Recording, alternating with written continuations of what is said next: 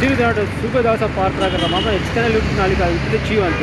මම මේ මොහොත තුල රැඳී සිටින්නේ සිංගර් ආයතනයේ ඉදිරිපස. ඉතින් මේ මොහොතේ ඔව් සේවකයන්ගේ බයිසිකල් 6ක් එහෙම් පිටින්ම පිලිස්සීමට ලක් වෙලා. ඉතින් ඔවුන්ට යතුරු පැති මුදවා ගැනීමට හැකි වෙලා නැහැ. ඒ වගේම ලොරියක් සම්පූර්ණයෙන්ම ගිනිගෙන තිබෙනවා. ඉතින් එහෙම ස්ථානයේ සජීවී දර්ශන ඔබට අපි සපයන්න බලාපොරොත්තු වෙනවා.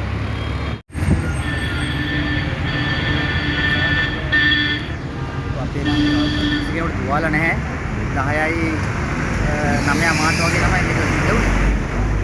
අපි දැන් නම් ගින්න මඩපවත්තල දිනනවා. ඒක තමයි කියන්නේ.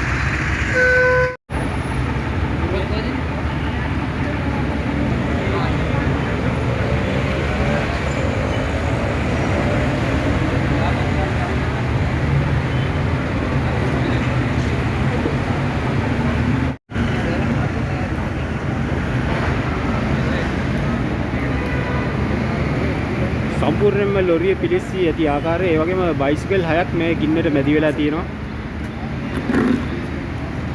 මම මේ බෝත්තුල වැඩි සිටියේ රත්නපුර සිංගර් ආයතනයේ ඉදිරිපස. ඉතින් මේ මොහොතේ ගින්න පාලනය කර තිබෙනවා. උදෑසන ගින්නක් ඇති වුණා. අපි බලමු සජීවී දර්ශන.